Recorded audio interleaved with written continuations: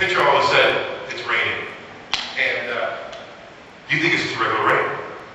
But then all of a sudden, it keeps on raining. You come to work and you can't get home now. And not only can you not get home, you look on the news to discover that that house that's underwater, guess what? It's yours. What goes through your head at this moment? My clothes, my washer, my dryer, you know? All my stuff is in the house. My pictures, my photo albums, all my personals are in the house, and my house is underwater. Not only that, yours might not be the one underwater, yours might be the one that the electrical wire fell on, and the fire truck can't get to it, and it's on fire. You might think of the flood, you know, at least the water goes away, you can save some stuff. But all of a sudden now you realize it's all burnt up and it's all gone.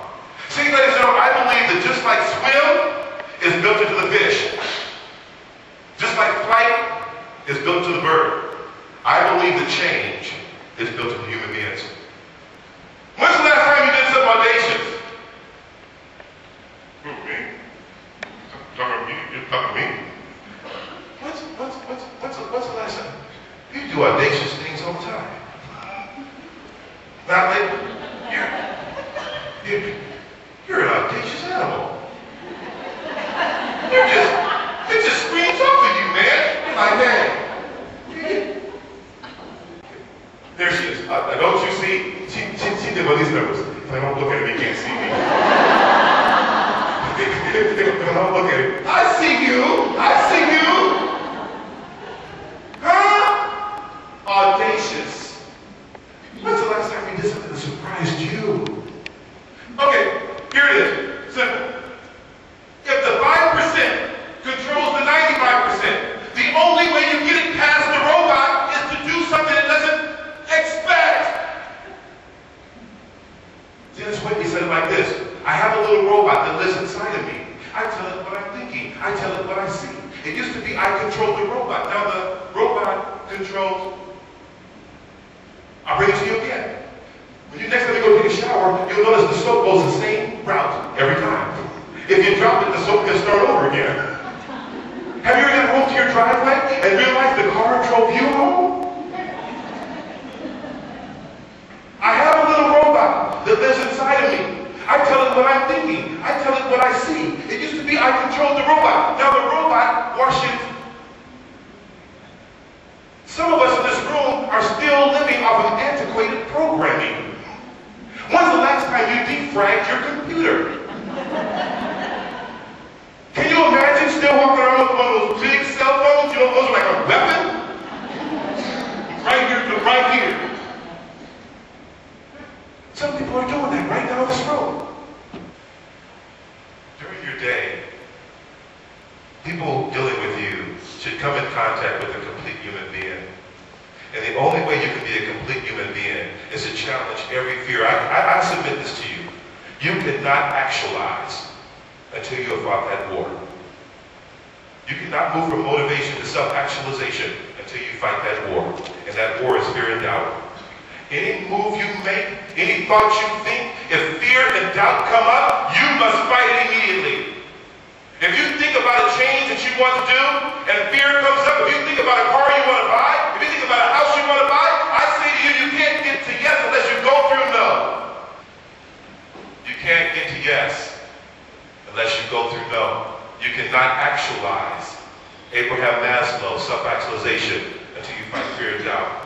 Visualization plus emotional context plus audacity equals change. You might want to write that formula down.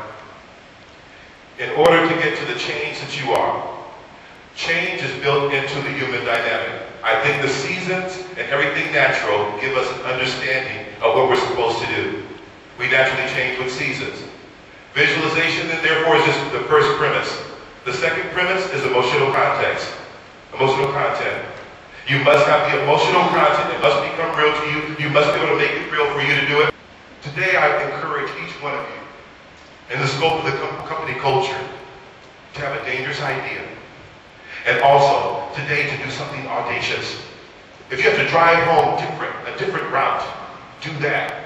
If you have to eat somewhere different, do that. If you have to eat with a group, a different table, do that.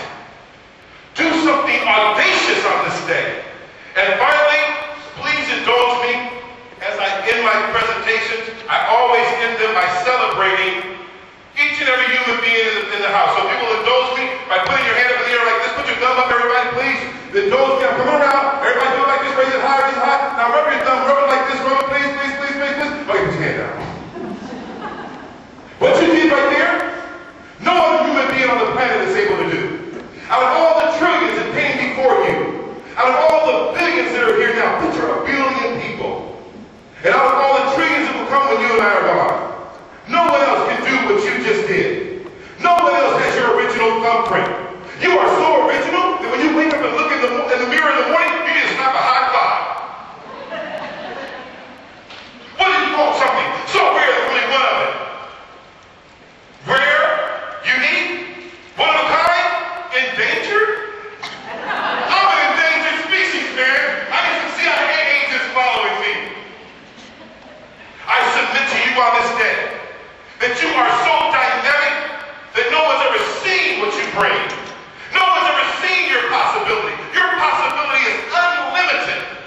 And I challenge you on this day to reach deep inside of you, to do something so audacious that it's dangerous.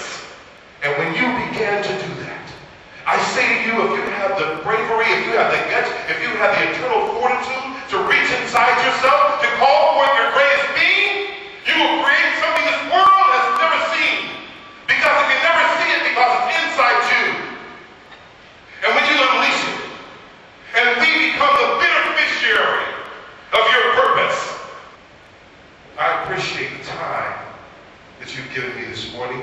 I only hope that it's not just words falling emptily on your ears, for it is the application of information that's pertinent to this conversation. And if you apply it with your heart, your mind, and your spirit, you will begin to attract into your life the miraculous things that you have hidden only inside. Ladies and gentlemen, thank you so much for your time. Go forth on this day and be great. Thank you, ladies and gentlemen, for your time.